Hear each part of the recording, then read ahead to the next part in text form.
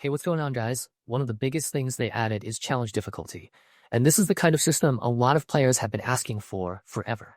Instead of overland content always feeling exactly the same, you can now opt in and choose how hard you want it to be.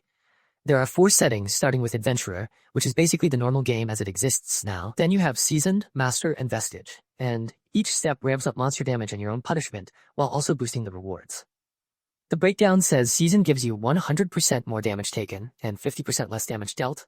Master pushes that even further, and Vestige is the harshest option at launch. This applies to overland encounters, quest story instances, delves, and public dungeons, but not things like trials, arenas, or PvP modes. So if you've ever wanted Tamriel to hit back a little harder, this is basically the answer. And that same idea of giving players something to work toward shows up again in the PvP Veterancy system. This is a full progression track for PvP that runs from rank 1 all the way to 100, and you build it by earning alliance points or experience in Cyrodiil, Battlegrounds, and the Imperial City. The reward structure is the whole point here. The notes say you get rewards at every step, plus a repeatable reward after max rank. And those rewards include currencies, items, collectibles, weapon and armor styles, and temporary titles that show up in PvP areas during the season.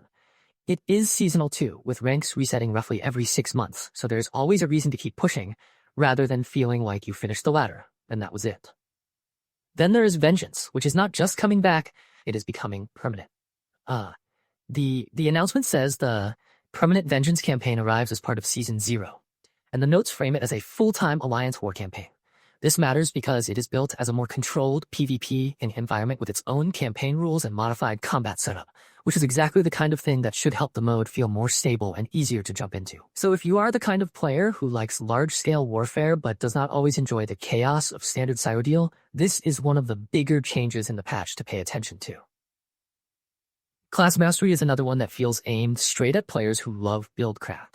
Every class gets a new passive skill line with 5 passive abilities, and you unlock access by getting all 3 of your class skill lines to level 50. You also cannot be using subclassing when you access it, which is important because the game hides the options if you are.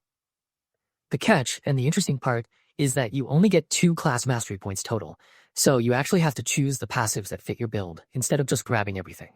That makes the system feel more like a specialization path than a pile of free power, and it's clearly designed for people who enjoy squeezing the most out of a class they have already mastered. The player experience changes are probably the least flashy part of the update, but they might end up being the stuff people feel every single day. The path to Adventure Golden Pursuit is there to guide new and early game players through ESO basics and reward them while they learn. Guild Mail is finally giving guild leaders and officers a cleaner way to send announcements and organize events, with messages that can be filtered by rank and stay active for 14 days. They also added more transmute stations around Tamriel, which is the sort of thing that sounds minor until you realize how often players use that system. On top of that, Companion XP is going up, exemplary items can now be deconstructed, and the whole thing is being positioned as a broader cleanup of annoying friction points. And then there is the Werewolf refresh, which is easily one of the most noticeable combat theme changes in the update. ZOS says they reworked the Werewolf's individual skills and replaced the old Terrified mechanic with Blood Hunger while also updating Nash and other abilities to give the form more options and better flow. It is not just a tiny tune-up either. They are describing it as a full refresh that is meant to make Werewolf builds feel more flexible and rewarding going forward. Even if you do not main Werewolf, this is the kind of update that changes how people build characters and how often you see the form in actual play. There is also a lot of new content attached to the update. A brand new Thieves Guild storyline has been added in Glenumbra with multiple story quests, finder quests, daily activities, and new rewards to chase.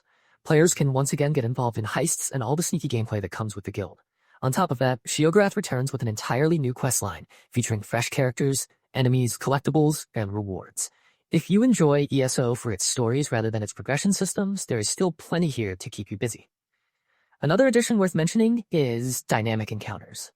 These are new open-world events that appear on a regular schedule across different zones.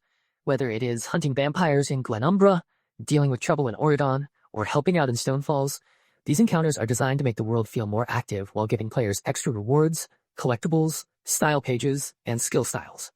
The update also brings a long list of combat fixes and gameplay improvements. Several animation issues have been cleaned up, light attack queue problems have been addressed, pet survivability in PvP has been improved, and numerous class-specific bugs have been fixed. Dragon Knights received visual updates and skill style additions, while other classes saw adjustments tied to the new class mastery system. It is the kind of maintenance work that may not grab attention immediately, but it can make combat feel smoother once you start spending time with it. There are also new achievements, titles, dyes, collectibles, furnishings, costumes, motifs, pets, and even a new player home to earn. Achievement categories have been reorganized as well, making it easier to track newer content and recent seasonal activities. Players who enjoy collecting everything the game has to offer are going to have plenty of new goals waiting for them. So when you put the whole patch together, the theme is pretty obvious. ESO is trying to give players more control over how hard the game feels, more reasons to keep playing PvP, more identity in class builds, and fewer annoying little roadblocks in everyday play. That is a pretty strong combination, especially for a live game that already has a ton of long-term systems competing for attention. And even if you only care about one part of the update, there's probably something in here that changes the way you approach the game.